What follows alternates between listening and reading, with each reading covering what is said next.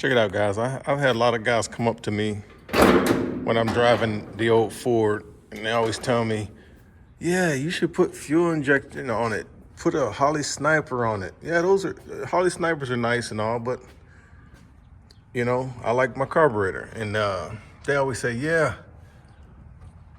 I had a carburetor on mine, but I got tired of adjusting it, so I put the fuel injection on. I said, well, that just means you don't know how to tune a carburetor.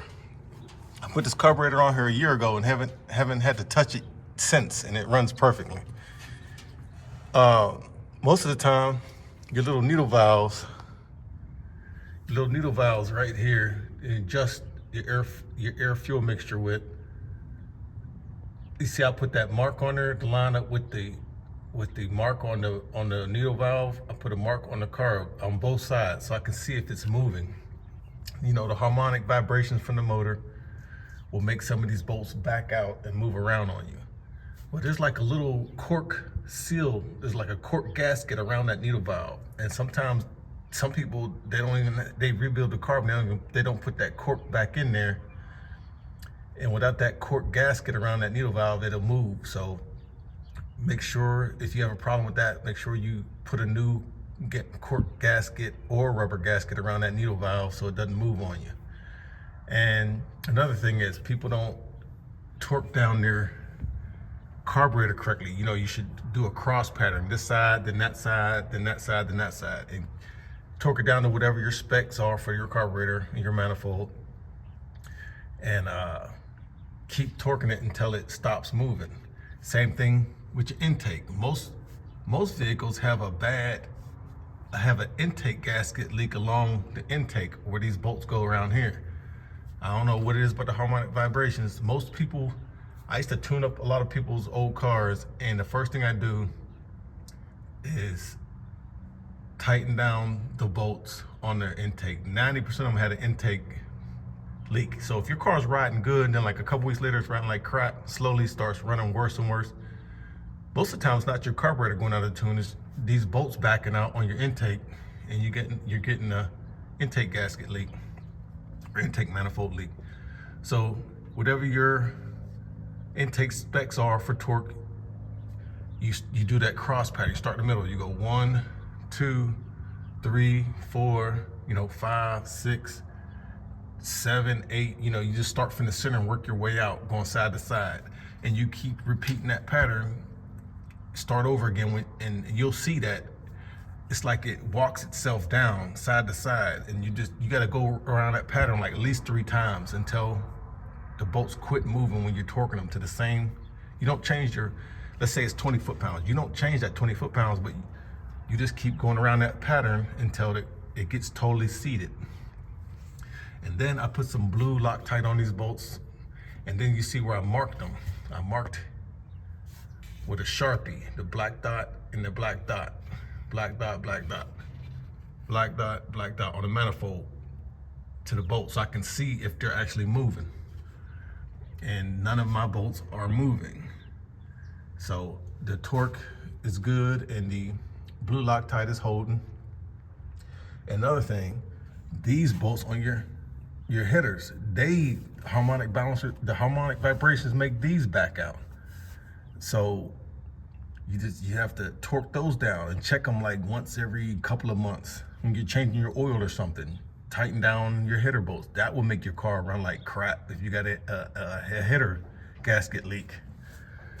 But basically, if you have your bolts torqued down and nothing's moving around on you,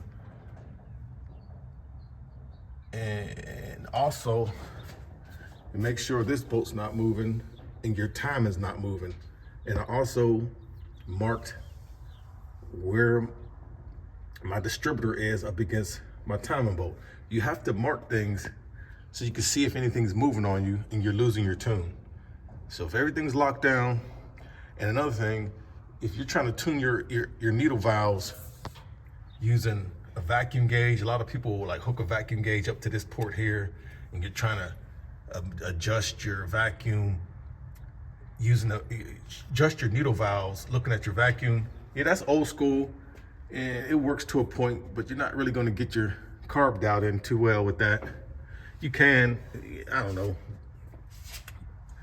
best way is to, on your exhaust pipe, you can see down in there, you weld a bong in there, and you put an O2 sensor. See if I can get this thing to, you see that O2 sensor, a bong and an O2 sensor right there on your exhaust pipe. And with that O2 sensor, you have your O2 gauge right here, and you can see exactly what your air fuel mixture is on your carburetor, and you don't have to guess what a vacuum gauge.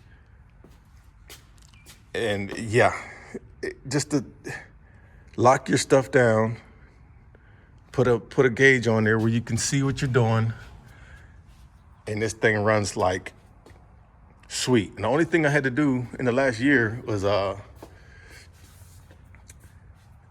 took this, it has a vacuum secondary for the 4-barrel, and I never checked that out. You know, I got this carburetor used, the motor used, and I didn't know what spring. They have like 6 different springs. Holley's has 6 different springs from like hard to soft, and like different grades of medium in between. What that spring does is make your 4-barrel open up at different RPMs.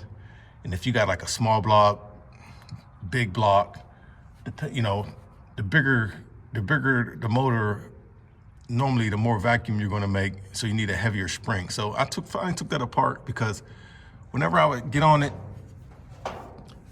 and I'd hit the throttle and hard, and like it start wheezing, like once I get over 4,000 RPM, it would like run out of steam.